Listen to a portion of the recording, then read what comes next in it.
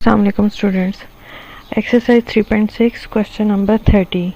Question number 30 और question number 29 somehow similar है. इसके अंदर बस आपने ये याद रखना है कि आपने किस चीज़ को कितने पोर्शन को लेट करना है और आगे प्रोसीजर एज इट इज़ चलता रहता है.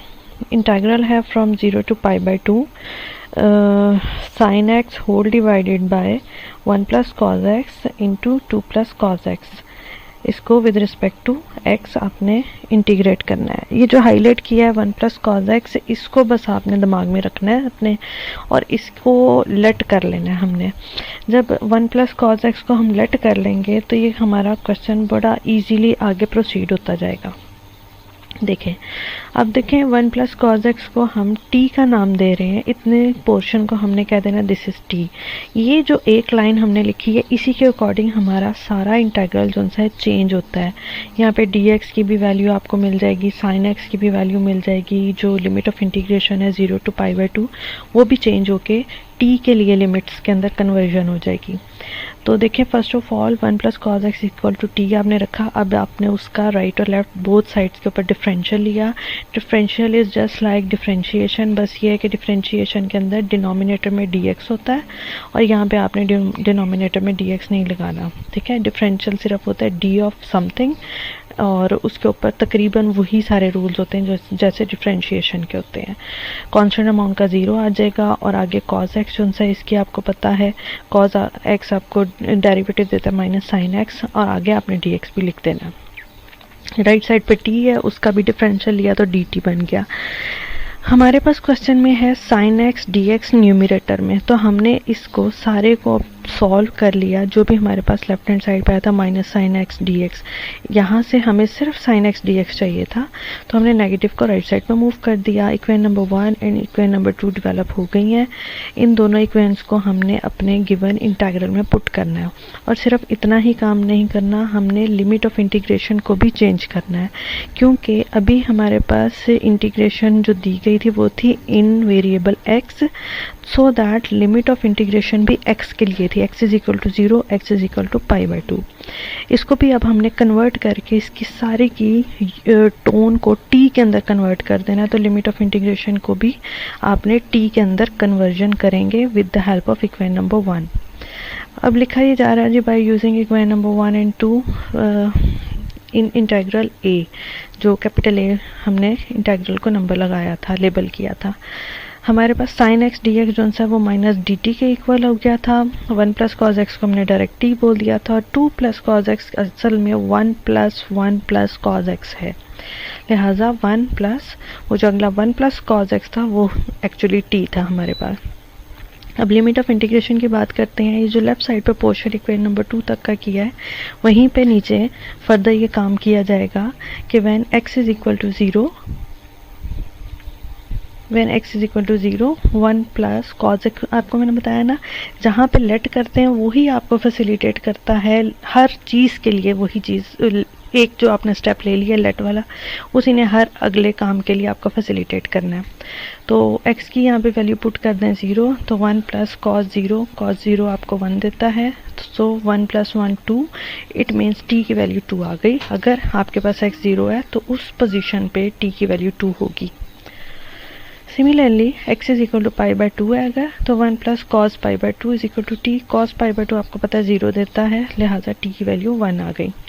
अच्छा, जो आप गिवन इंटीग्रलों से देखो 0 से पाई बाई 2 की तरफ है, वो जो निचले हिस्से पे लिमिट होती है ना इंटीग्रेशन की होती है स्मॉलर और अपर वाली जो सी लिमिट होती है वो होती है लार्जर. लेकिन अब हमने जब कन्वर्जन कर ली x के लिए, t के लिए x थी हमें गिवन लिमिट ऑफ इंटीग्रेशन, उससे हमने t की लिमिट ऑफ इंटीग्रेशन निकाल ली और जब हमने उन्हीं पोजीशन पे रखा कि 0 जहाँ पे थी x इज इक्वल टू 0 वहाँ पे t इज इक्वल टू 2 आया. तो आप देखो कि लोअर लिमिट ऑफ इंटीग्रेशन जो नीचे लिखी हुई है वो 2 लार्जर है, जो ऊपर लिखी हुई है वो स्मॉलर है. तो एक रूल होता है हमारे पास कि अगर हम लिमिट ऑफ इंटीग्रेशन को इंटरचेंज कर दें कि लोअर को अपर की जगह पे लिख दें, अपर को लोअर की जगह पे लिख दें, तो नेगेटिव साइन से मल्टीप्लिकेशन होती है. तो हमारे इंटीग्रल में ऑलरेडी माइनस था, लिहाजा हमने जब लिमिट ऑफ इंटीग्रेशन को कह लें कि अकॉर्डिंग टू द रूल्स उसे कन्वर्ट किया कि नीचे लोअर होनी चाहिए और ऊपर अपर होनी चाहिए, तो हमने वो नेगेटिव से मल्टीप्लाई करके उसे पॉजिटिव कर दिया। अब हमारे पास इंटीग्रल b आ गया। असल में तो क्वेश्चन था x की फॉर्म में, अब क्वेश्चन बदल गया t की फॉर्म में। अब इस सारे को हम सिर्फ और सिर्फ इसका फंक्शन जिसको हम इंटीग्रेट कर रहे हैं वो था 1/t इंटू 1+t, उसको डील करते हैं अलहदा से, क्योंकि ये अब चलेगा पार्शियल फ्रैक्शन से आगे फर्दर प्रोसीड होगा। अभी चूँकि ये हमारे पास अभी हमारे पास ये प्रॉपर पार्शियल फ्रैक्शन है, इसको हम आगे फर्दर प्रोसीड करते हैं, प्रॉपर रैशनल फ्रैक्शन है और इसको अब हम पार्शियल फ्रैक्शन में कन्वर्ट करते हैं। लेटिंग ऑब्वियसली नीचे अगर आप फैक्टर्स देखो तो दोनों के दोनों लीनियर हैं, t भी लीनियर है, 1+t भी लीनियर है, लिहाजा a/t + b/1+t। आगे का प्रोसीजर सारा आपका वो इंटर बेस्ड है। आपको याद होगा कि first of all the left hand side से डिनोमिनेटर को राइट साइड पे मूव किया, एक इक्वेशन डेवलप की और अब इस इक्वेशन के अंदर जो आपने कंसिडर वाली लाइन लिखी थी वहाँ पे आपने जो डिनोमिनेटर में t लिखा था उसे इक्वल टू 0 रखना है, अगला डिनोमिनेटर 1+t था उसे इक्वल टू 0 रखना है। इस प्रोसीजर से गुजरते हुए एक अननोन की भी वैल्यू निकाल लेनी है और b अननोन की भी वैल्यू निकाल लेनी है। a की वैल्यू आ गई है 1, b की वैल्यू आपके पास आ रही है -1। अब ये आपने वापस जहाँ पे कंसिडर करके निचली लाइन लिखी थी उस जगह पे जहाँ पे इंट्रोड्यूस किया था कैपिटल A को कैपिटल B को, वहाँ पे आपने पुट कर देनी है ये वैल्यूज़। हमने लेबल नहीं किया हुआ उसको, नंबरिंग नहीं की हुई उस लाइन को, तो या नंबरिंग करके नीचे स्टेटमेंट डाल दें कि by using the value of a and b in such and such equation, या आप डायरेक्ट अब उस लेफ्ट हैंड साइड को भी लिख लें, राइट हैंड साइड को भी लिख लें, सब कुछ लिख लें, तो ऑब्वियसली नज़र आएगा कि आपने अच्छा यहाँ पे एक मिस्टेक मैंने की है कि t प्लस लिखा है लेफ्ट हैंड साइड पे, although there is no plus. ठीक है, ये मिस्टेक हो गई है, तो आपने इसको t इंटू 1+t ही लिखना है लेफ्ट हैंड साइड पे। अच्छा, हमने a और b की वैल्यू पुट कर दी। अब हम इंटीग्रल लेने लगे हैं, taking integral on both side, और ये बेसिकली इंटीग्रल इनडेफिनिट इंटीग्रल नहीं है, ये डेफिनिट इंटीग्रल है। एक ऐसा इंटीग्रल जिसमें लोअर लिमिट भी होती है गिवन और अपर लिमिट भी गिवन होती है, upper limit of integration, lower limit of integration, वो कहलाती है आपके पास डेफिनिट इंटीग्रल। तो अब हम वो डेफिनेट इंटीग्रल लेने लगे हैं from limit of integration 1 to 2 by taking definite integral from 1 to 2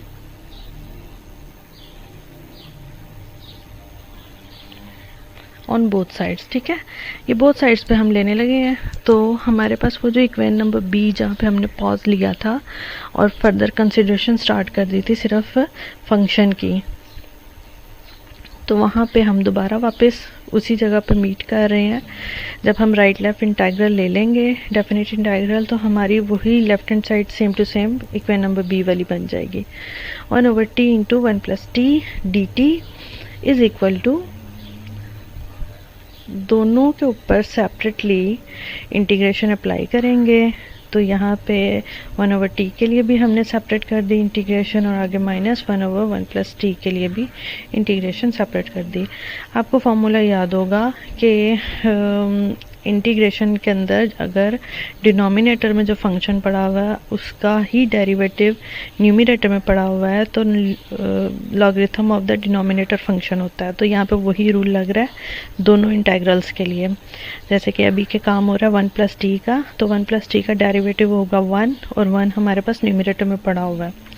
अब लिमिट ऑफ इंटीग्रेशंस लगानी है हमने, और ये भी आपको आइडिया होगा कि अपर लिमिट में से, अपर लिमिट हमारे पास जो आंसर आया होता है अपर लिमिट पहले उसमें अप्लाई करते हैं, फिर उसमें से माइनस करते हैं लोअर लिमिट का आंसर, तो ये उसी हिसाब से ओपन किया जा रहा है।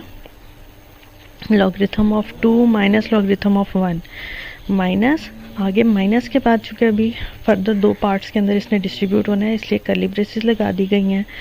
अब इसे ब्रैकेट फ्री करते हैं, in all respect curly braces को भी ओपन करते हैं और साथ में पैरेंथेसिस को भी ओपन करते हैं।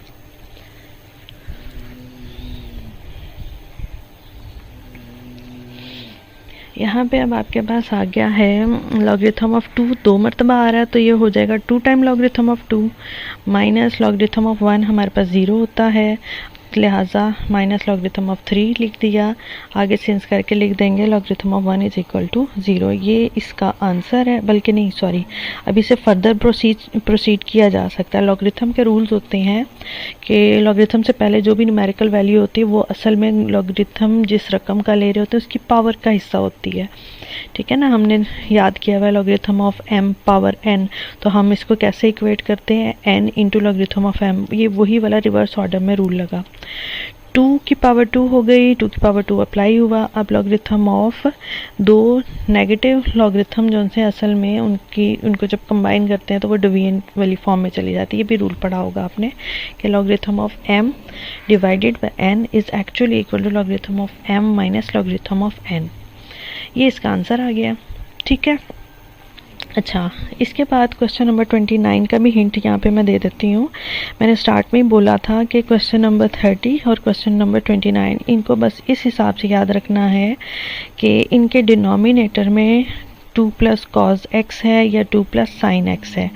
इनको नहीं हमने छेड़ना, इनको नहीं हमने कुछ भी करना। हमने इससे अदर देन दिस थिंग जो भी डिनोमिनेटर में टर्म पड़ी हुई है उसको हमने लेट कर लेना है, सवाल आसानी से आगे चलता रहेगा। जैसे कि अभी हमने क्वेश्चन जो किया उसमें 1 प्लस कॉज एक्स था, उसको हमने लेट किया।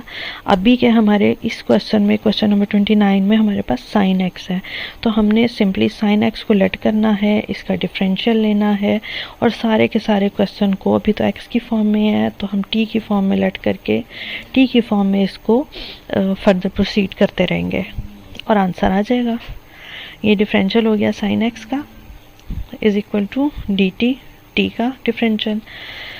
और साइन एक्स की डेरिवेटिव आपको पता है कॉज एक्स होता है, cos x into d x is equal to d t. अब अपने क्वेश्चन के अंदर जहाँ जहाँ जो जो चीज़ें पुट की जाएंगी वो आपको इजीली नज़र आ रही होंगी। साइन एक्स की जगह पे टी और कॉज एक्स डी एक्स की जगह पे आपके पास ओनली डी टी। फिर लिमिट ऑफ इंटीग्रेशन को भी चेंज कर लीजिएगा और इस क्वेश्चन को खुद से कंप्लीट कर लीजिएगा। It is similar as the question number 30।